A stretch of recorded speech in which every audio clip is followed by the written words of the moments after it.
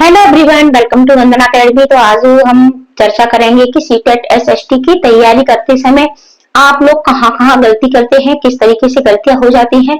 और जो भी स्टूडेंट नए हैं, इस बार पहली बार सीटेट की परीक्षा देंगे और एसएसटी इनका सब्जेक्ट है, तो उनको किस तरीके से अपनी तैयारी करनी है ताकि पहली बार में ही आपका सीटेट क्लियर हो।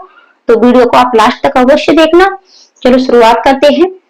तो देखो, सबसे पहले बात करते हैं कि आपका सीटेट का एग्जाम आपको कब देखने को मिल सकता है। तो सीटेट का एग्जाम आपको, ठीक है, सीटेट का एग्जाम आपको ये दिसंबर में देखने को मिल सकता है, ठीक है। और अगर आपको ये दिसंबर में देखने को नहीं मिला तो ये जनवरी के फर्स्ट वीक में आपको फिर ये आपको 2025 में देखने को मिलेगा। और अगर 24 में हुआ तो ये आपका दिसंबर में होगा, ठीक है। तो ये तो जब भी आपका नोटिफिकेशन आएगा सबसे पहले चैनल पर आपको बताया जाएगा। अब सबसे पहले बात करते हैं, किसी भी एग्जाम को क्रैक करने के लिए सबसे मेन चीज होती है सिलेबस। तो आपको अपना सिलेबस अवश्य पता होना चाहिए और इसे आप सीटेट की वेबसाइट पर जाकर के डाउनलोड कर सकते हैं। चाहे तो आप हमारे टेलीग्राम ग्रुप से जुड़ सकते हैं। तो आप अपना सिलेबस अवश्य डाउनलोड कर लें और अपने सिलेबस की एक एक लाइन आपको पता होना चाहिए।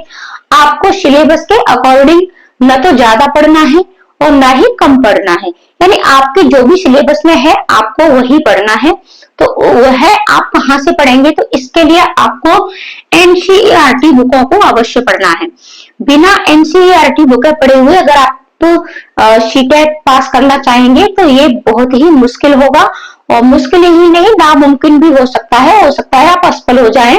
इसलिए आपको एनसीईआरटी बुकें अवश्य पढ़नी है।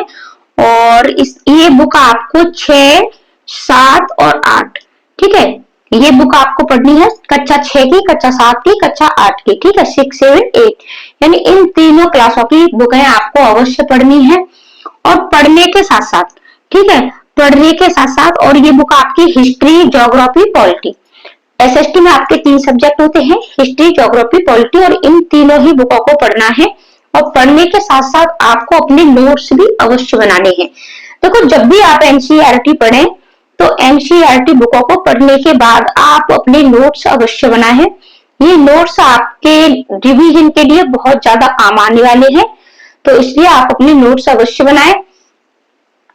अब ये बुक आपको पढ़नी कैसे है, देखो, बुक आपको पढ़ने का मैं तरीका बताती हूँ कि कुछ लोग इन बुकों को तो पढ़ते हैं लेकिन बुकों को पढ़ने में गलती करते हैं और फिर उनकी एसएसटी में अच्छे नंबर नहीं आते हैं।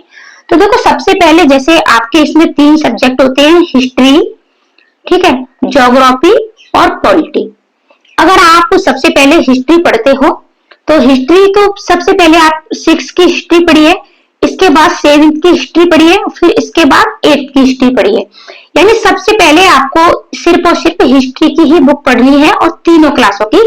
और स्टैंडर्ड के हिसाब से जब उनको आप पढ़ना शुरू करते हो तो आपको ये अच्छे से समझ में आते हैं कि 6 क्लास के बाद फिर 7, फिर 8। और बच्चों के स्टैंडर्ड के हिसाब से ही ये बनाई गई है, बहुत ही इंटरेस्टिंग है ये आपकी, ठीक है, रुचिकर है, इंटरेस्टिंग है।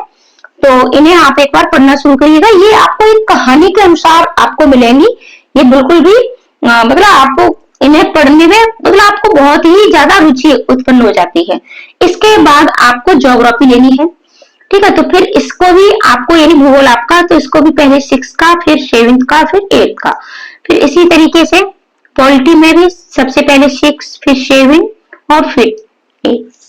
यानी इस तरीके से आपको पढ़नी है कि आप सबसे पहले हिस्ट्री को कंप्लीट करिएगा, फिर इसके बाद ज्योग्राफी करिएगा, फिर पॉलिटी करिएगा। मैं ये नहीं कहती कि आप पहले हिस्ट्री ही पढ़िए, आप पहले ज्योग्राफी पढ़ सकते हो, आप पहले पॉलिटी पढ़ सकते हो।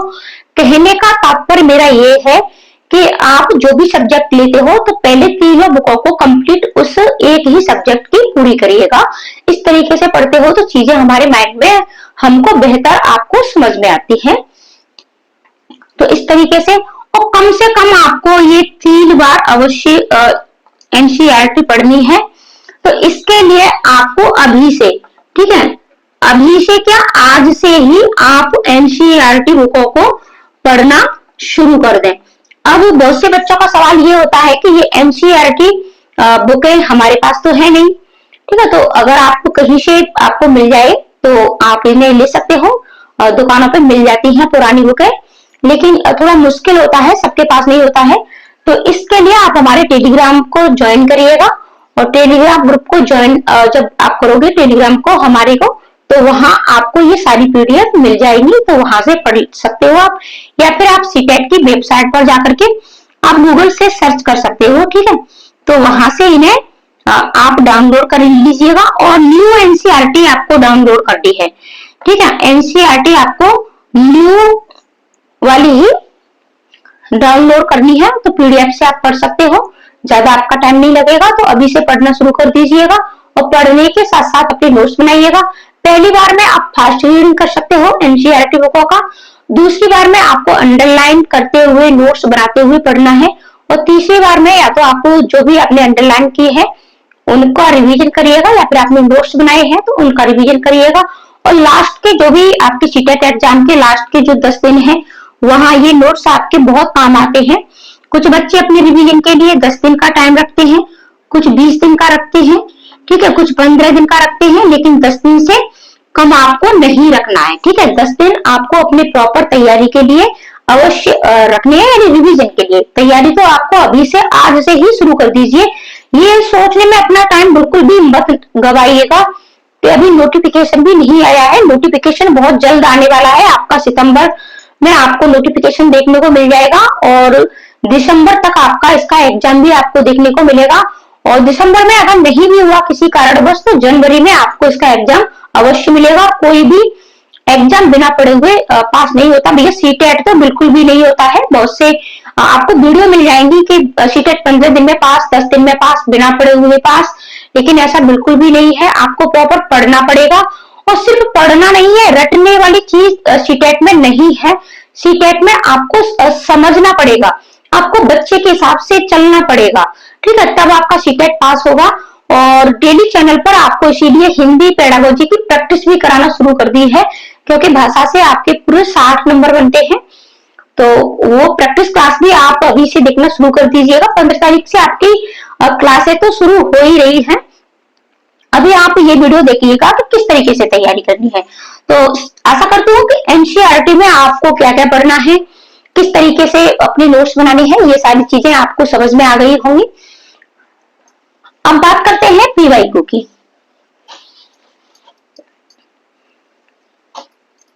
देखो, सबसे पहले आप एनसीईआरटी पढ़िएगा। अब पीवाईक्यू आपको किस तरीके से लगाने हैं, ठीक है, बात ये करते हैं। पीवाईक्यू यानी प्रीवियस ईयर्स के प्रश्न पत्र। तो वैसे तो ये आपको 2011 से और 2024 तक अगर आप इन सबको लगा सकते हो तो ये सबसे बेस्ट होता है। और लेकिन बहुत से बच्चे नहीं लगा पाते हैं और नहीं कर पाते हैं, तो लास्ट आपको 5 साल के, ठीक है, लास्ट 5 साल के, लास्ट 5 साल के आपको ये पीवाईक्यू अवश्य लगाने हैं, ठीक है।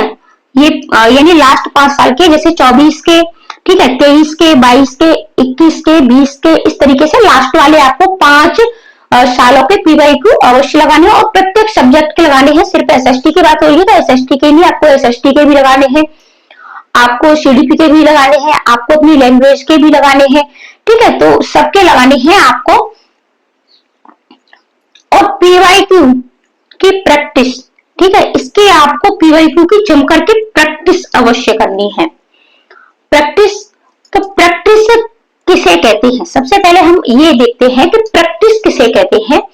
तो देखो, प्रैक्टिस, एक तो बच्चे क्या करते हैं कि कोई भी पीवाईक्यू लिया उसको सिर्फ एक बार ही लगा लिया, तो ये प्रैक्टिस नहीं होती है। प्रैक्टिस होती है कम से कम एक ही चीज को 4 से 5 बार पढ़ना। लेकिन अगर आप 4-5 बार नहीं कर सकते हो तो कम से कम इसे भी आपको 3 बार, ठीक है, इसे भी आपको 3 बार, यानी एक ही पीवाईक्यू को, एक ही पीवाईक्यू की कम से कम 3 बार प्रैक्टिस अवश्य करनी है। तो ज्यादा से ज्यादा प्रैक्टिस करिए। और पीवाईक्यू कब लगाएं, ठीक है, बहुत से बच्चे क्या होते हैं शुरू से ही पीवाईक्यू लगाना शुरू कर देते हैं, तो फिर नंबर भी नहीं आते हैं। तो पीवाईक्यू कब लगाएं, आपने जैसे आज हिस्ट्री की एनसीईआरटी पढ़ी, ठीक है, हिस्ट्री की पढ़ी, फिर आप पीवाईक्यू लगाइएगा एसएसटी का, और वहां देखिएगा कि आपके नंबर कितने बन रहे हैं हिस्ट्री वाले आपके प्रश्नों से। फिर आपने ज्योग्राफी पढ़ी, तो इस तरीके से आप लगाइए, जो भी आप पढ़े उसी पर आधारित आप पीवाईक्यू लगाएं। अब बात करते हैं पेडागोजी की। आपके एसएसटी में कितने नंबर बनते हैं? एसएसटी में आपके 60 नंबर बनते हैं और इन 60 नंबरों में आपके मान के चलिए 20 नंबर पूरे पेडागोजी पर आधारित होते हैं। तो पेडागोजी के लिए आपको क्या करना पड़ेगा? पेडागोजी के लिए आपको नेगेटिव, ठीक है, और पॉजिटिव टैग वर्ड्स अवश्य सीखने पड़ेंगे। और टैग वर्ड्स की वीडियो वैसे तो आपको ये सारी दी जा चुकी है, लेकिन जल्दी ही दे दी जाएंगी, लेकिन इन्हें आप नोट कर लें कि आपको पढ़ना क्या क्या है, ठीक है। तो और सभी सब्जेक्टों के आपको टैग वर्ड्स अवश्य पढ़ने हैं, टैग वर्ड्स अवश्य सीखने हैं, ठीक है, क्योंकि 20 नंबर बहुत ज्यादा मायने रखते हैं। तो 60 नंबर यानी ये है आपके पूरे पेपर में आपके 75 नंबर पेडागोजी के ही आते हैं 150 में से, ठीक है। तो पेडागोजी पर पकड़ अपनी अवश्य बनानी है। तो इस तरीके से अब बात करते हैं वन लाइनर की। देखो आप अपने नोट्स से, ठीक है, शॉर्ट नोट्स भी बना सकते हो, वन लाइनर बना सकते हो, तो यहां से भी अपना आपका रिवीजन अच्छा हो जाता है। इसके साथ साथ आपको अपना कॉन्सेप्ट क्लियर अवश्य करना है, यानी बहुत सी चीजें ऐसी होती है, ठीक है, एसएसटी में आपकी ज्योग्राफी में आ जाती है, और कि जैसे कि मान के चलिए आपके अक्षांश रेखाएं आती हैं, अक्षांश रेखाएं हैं, आपकी देशांतर है, और इसके साथ साथ आपके समय निकालना आ जाता है, ठीक है, समय निकालना।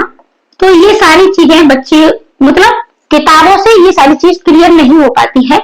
तो जो भी आपका कॉन्सेप्ट क्लियर नहीं हो उसकी आप यूट्यूब की सहायता ले सकते हो, वहां आप वीडियो देख सकते हो, लेकिन अपना कॉन्सेप्ट क्लियर अवश्य करना, ताकि आपका कोई भी प्रश्न छूटे नहीं, ठीक है, कोई भी प्रश्न आपका छूटे नहीं। तो इस तरीके से अगर आप तैयारी करते हो एसएसटी की, और आपका जो कोई भी कमेंट हो, ठीक है, कोई भी आपका डाउट हो, तो आप हमें कमेंट में अवश्य पूछें, उसका पूर्ण समाधान आपका किया जाएगा। तो मिलते हैं ऐसी ही अगली वीडियो में, और डेली हिंदी की प्रैक्टिस आपको कराई जा रही है, तो वीडियो देखना बिल्कुल ना भूलें। आज के लिए इतना ही, धन्यवाद। अगर वीडियो अच्छी लगे तो शेयर भी अवश्य कर दिया करो।